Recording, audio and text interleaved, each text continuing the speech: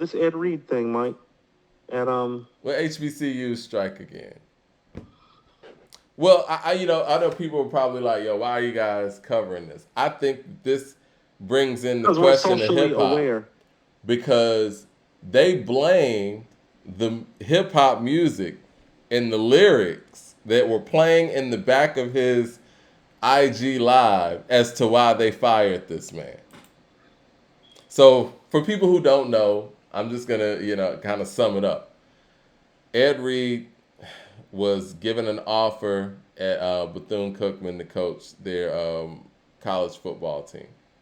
So the kids were really rallying around him. A lot of them went and signed on to play for Bethune-Cookman because Ed Reed was there. It's kind of Deion Sanders all over again, almost, right? And so the living conditions at Bethune-Cookman right now, there's mold all over the dorms, there's trash all over the campus. They have them living in, horrid conditions. They're saying it's because of the hurricane residue and stuff like that, whatever. So Ed Reed goes on Instagram Live with his team and has them cleaning up the campus, and he's cleaning it up with them. And while he's cleaning it up, he's talking shit like, man, this is unacceptable, this is terrible, yada yada.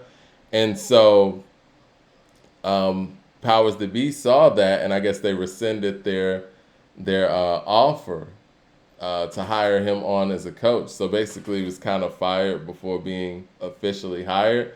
But they wanted to say that he was the one that stepped down, and he's making it clear that he didn't do that. The kids are saying that no, they want Bethune-Cookman to go ahead and, I guess change their mind. And he said he still wants to coach the kids, right? So the president or the interim president at Bethune-Cookman, he stated the reason was that Bethune-Cookman is a Christian college or built on Christian values, and they had a problem with the music that was being played in the background while all of this was going on. But it seems that the problem is more so about the fact that he put the school on blast for the conditions that they're in. And now, students are out there actively protesting at the school. So it's a lot going on. I have a few things I'd like to say. Go ahead. First of all, Mike, you already know I'm about to go with this. He has a lot of nerve. First of all, his name is Dr. Lawrence Drake. He's the interim president and dean of the College of Business and Entrepreneurship. Got him on the screen. If any of you want to contact Mr. Drake and let him know how you're feeling, his phone number is 386-481-2800. Email is drakell@cookman.edu. Now, when you bring up this being a Christian school and you're speaking to some of the language that is being used, well, this is what I'm talking about, how people sit up there and go to church, but they never read a Bible, Mike. Most of our prophets, most of our disciples are misfits and misbehaviors who are corrected by Christianity and through Christianity values and people having moral integrity and competence to uplift them and not cast them off. So when he speaks to these Christian morals and values and how he wants to be upheld, like when the prophet Paul is speaking to his celibacy, he literally speaks of it in relationship to the other disciples to let you know, Mike, that he's the only one that's not having sex. Do you get what I'm saying? Mm-hmm. So you don't know about Christianity apparently enough to speak on these matters, because you would know that God in Christianity usually takes the imperfect person and makes them into something. And so these imperfections are part of the process in Christianity. Maybe you're missing that.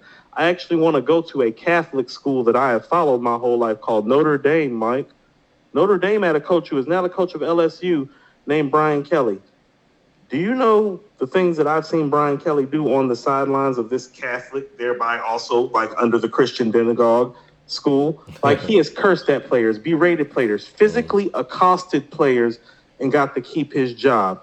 Do not use Christianity as a guise and as a veil to oust this man because he called you out on your bullshit that we're seeing take place way too often at HBCUs at this point, as far as substandard living conditions for who, Mike? Black people. And it's the most deplorable thing. Why would you do this to your own people? And I'm not done yet, Mike. I have something I want to say, and this is very serious and it's close to home. I chose UNCG over North Carolina A&T about the living conditions, and I'm going to tell you exactly why. I'm from the hood. I was already living in substandard housing, living tenements and buildings.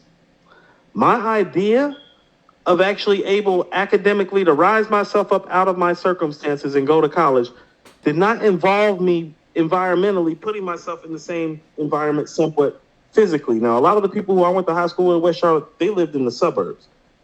So maybe that experience for them was humbling and rooting when they went to North Carolina A&T. Mike, for me, I couldn't do it because it was just like, I just left West Boulevard and Beatty's Ford. Why would I go to the West Boulevard and Beatty's Ford in Greensboro? And pay for it. And pay for it. And go in debt for it. UNCG had great new dorms and fabulous facilities, and quite frankly, the living conditions in those dorms were better than the current living conditions that I was living under in Charlotte. Do you understand what I'm saying? Yeah. No one should be living in mold. Bottom line. And listen to what I'm saying. In North Carolina A&T wasn't bad, Mike. I was just tired of living in the hood environmentally. It's like, y'all just told me to bust my ass and get the fuck out of here for me to go. I was like, nah, I'm going to go up the street and just go kick it in the hood when I feel like it. You know what I'm saying? And that was my thought about it. And I'm going to take some of this living conditions and new learning experiences with me. But it's a problem that they're doing all of this. And this is going on around HBCUs. Like, I sound so corny. Our children really are our future. What the fuck are you doing? They don't care. They don't care. They're worse. You want to understand, when you treat your own this way, you're worse than any sort of white man or oppressor could ever be. Well, what the president said, the interim president, he said, I think his name's Dr. Drake. He was saying that Disney is a big contributor, I guess, to some of their bowl games or something like that. And he said he got a call from Disney and they had some concerns about, I guess, the image after the video that Ed Reed posted. And like, again, they used the music to cite that. So this is my thing. Y'all running slumlord housing project tenements on college campuses. Hip hop music is played throughout college campuses, at the games, at the pep rallies, on the yard where the fraternities and sororities are stepping, and the language is never perfect. So at what point are we talking about the music is an issue? I mean, because the students were even like, we play this music all the time. And Ed Reed said himself, he was like, I was playing the music for the kids, man. I really listen to damn Earth, Wind, and Fire. You think I was listening to this shit? Ed Reed's older than us, Mike. Right. He probably really does listen to Earth, Wind, and Fire. We listen to Earth, Wind, and Fire. Yeah, he's like, that's not even my jam. I was playing this to relate to the kids. He really grew up on LL and KRS-One. Right. Michael Williams of the Super Chat says, who's the better lyricist, Conway or Pusha? I personally side with Pusha, but if somebody said Conway because he's able to do more lyrically and cover more lyrically, I wouldn't be mad at that. It's very much a if it was just like a duel of the Iron Mike, so to speak, I would take Push too. But Conway has proven himself to be versatile enough with the pen and lyrically precise enough, like Pusha is, that it's conversational. Yeah, I mean, because the cow, man. I mean, does Pusha have anything like that? No, I told you the cow is a shook one's like when I say anything about any modern MC and I go to one of Prodigy's best verses to evoke how good that verse is, as in like, no, the verse on the cow is very shook one's part too, like. Mm-hmm. It's incredible. Andrew Green with the $20 super chat. Appreciate the love. He said, I give credit to Nas for spitting a whole new verse on the remix. Yeah. In those days, he found a whole new flow. He said, in those days, sometimes if the beat was the same, the artist would just use the OG version and then just add a feature. And Coop, you're right. Nas's flow on there is about Nas's new flow on there. Yeah, no, that's one of his best flows that he ever pulled out on a song. Yeah. Like when he pulled that flow out, we didn't even know he had that flow. Right. Dame252 with the super chat says, "Can y'all please tell Jay-Z fans, and I'm a fan that all genres. I'm sorry, of all of all entendres aren't hot. Those fans get hung up on that. Yeah, I mean, what? Sometimes an entendre is just that. Method Man does it all the time, and we say nothing. Yeah, I was gonna say sometimes entendres miss, right? We see that with Wayne, Method Man. We see that with Jay. You know what I mean? Like, what are some of his weaker entendres to you? You know what? I actually got into a little Twitter battle, and I was dropping some of them off the top of my Oh, head. that's where this is coming from. Probably so. But even like just some of the stuff, it's like, I was pointing out the fam, it's like Jay's not perfect. I was like, remember Sunshine? Half Philippine thing for now, let's call her Suki. Yeah. I mean, everybody got weak bars. It happens. Yeah. But again, Shit's firm like Nature, Foxy Nas, and AZ. It's like, okay, all right, okay. Sometimes you just dial it in. I was hearing something. I was hearing something, man. I forgot what it was, but it was somebody great that was just dialing it in. I was like, it's a lot of rapping that you got to do. But again, not to beat a dead horse, but that goes back to the 3,000 conversation when people say he doesn't have a weak verse. Well, if you have very limited opportunities of, putting verses out there, you have a greater chance of never having a weak bar. You know what? And I'm glad that you brought it around to Andre. Maybe we can kind of wrap up with this motion and this sentiment. Yeah. So I'm in the car with my daughter earlier today. I had to take her to a dentist appointment. And the art of storytelling came on. I did that last week. My bad. Yeah. Carry on. No, you're good. The art of storytelling part 1 came on. And, we're playing it now. Sade will be 16 next month, Mike. You know what I'm saying? Like, she's grown. Like, she ain't yeah. I'm not saying she's grown, but I'm playing this music in front of my kid, obviously. Right. So I'm thinking to myself as the song is going off, and it really occurred to me. I was like, Andre stuff is the type of stuff that you're comfortable with your mother and your daughter listening to. Yeah. Concept and theme-wise, and that's why he's so heralded. It's more palatable and accessible. There was a part of me as a father that when Big Boy was spitting his verse and we're in the car, I'm like, well, I hope she's not really listening all the way and she's halfway into her TikTok and Snapchat like she need to be. But they're always listening. But when Dre's verse comes on, I'm like, but she can totally listen to this whole verse if she feels like it. It's funny you say that because matters. I remember when the song was out and it was on the radio back in the day. I had to be maybe about 16 or so myself. I'm riding around with my mom, and when Dre's verse is on, I'm cutting it up like, she can hear this because this is proving the brilliance that I'm talking about. So listen to what I'm saying. Sometimes in hip hop, I realize that pimp player aesthetic and that talk actually hurts your all-time greatness. It's hurt Too Short. It's hurt Big Boy.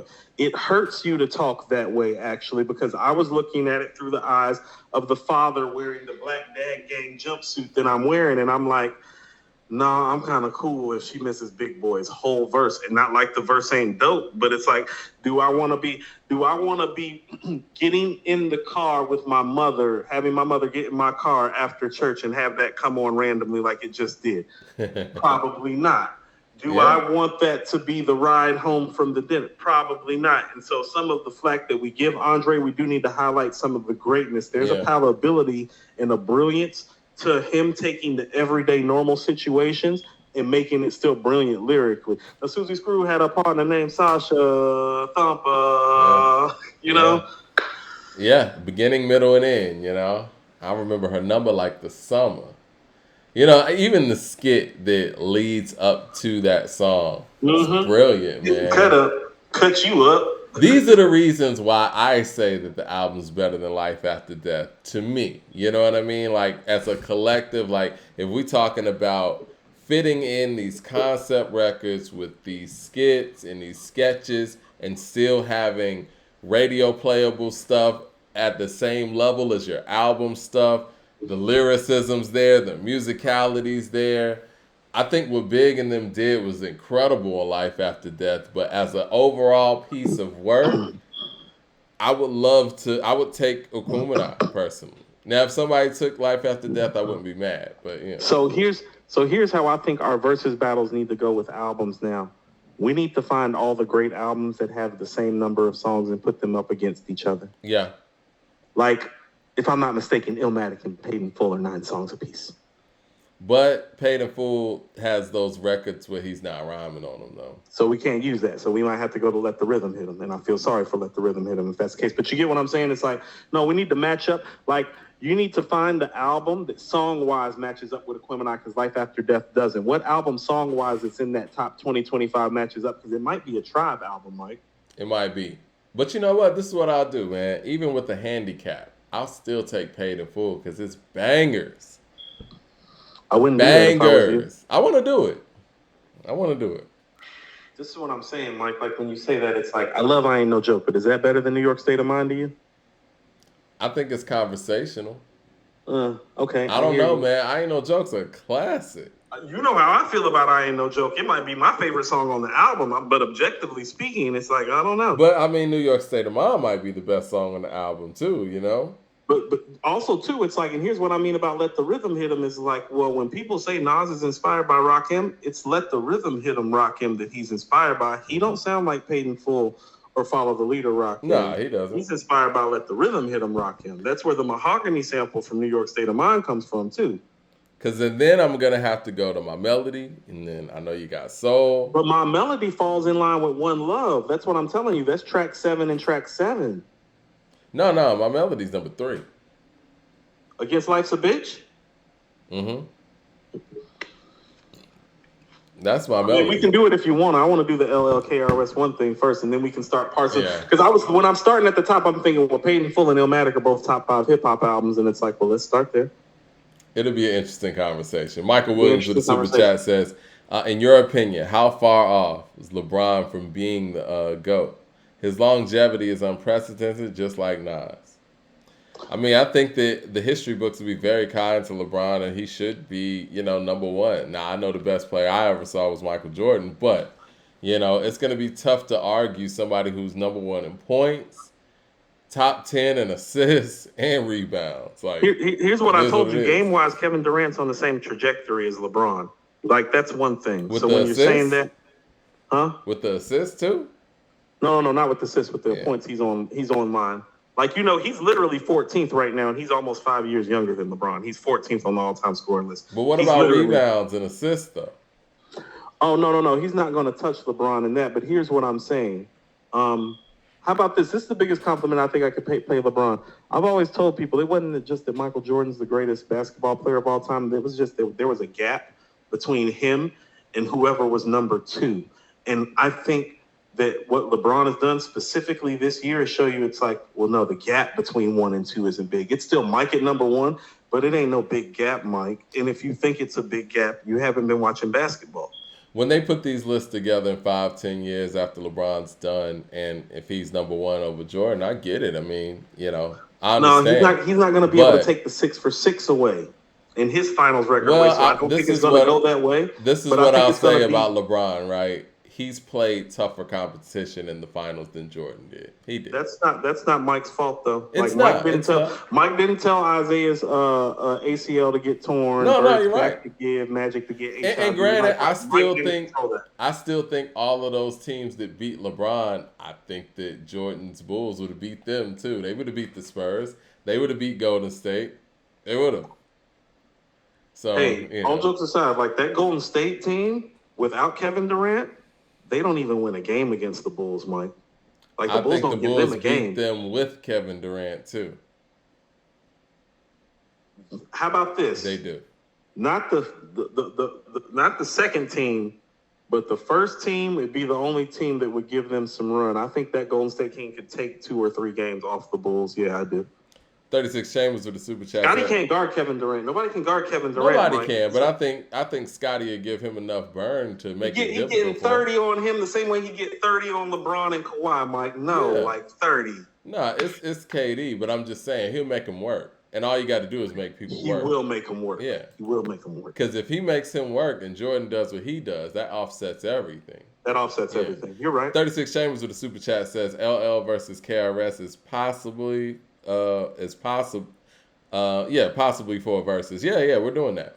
That's happening. Yeah, no. That's next. I want to do that next. Mo Better with a super chat says that's one of the reasons why I like Crit and Odyssey.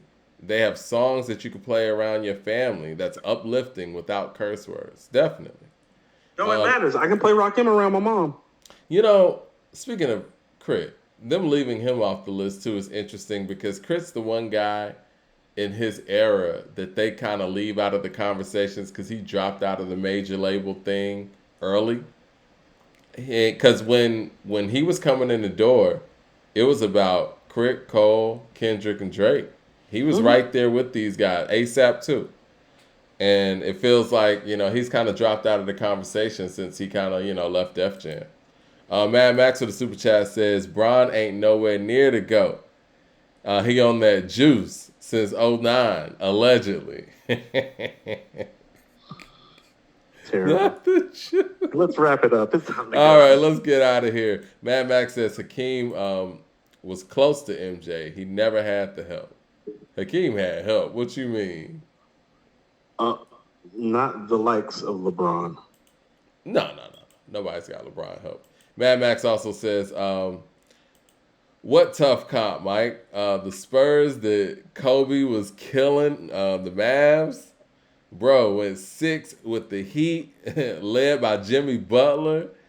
And Bam and Dragic cut the Bron talk. Okay. I was talking more so about the Kawhi Spurs. I was talking about the Tim Duncan Spurs.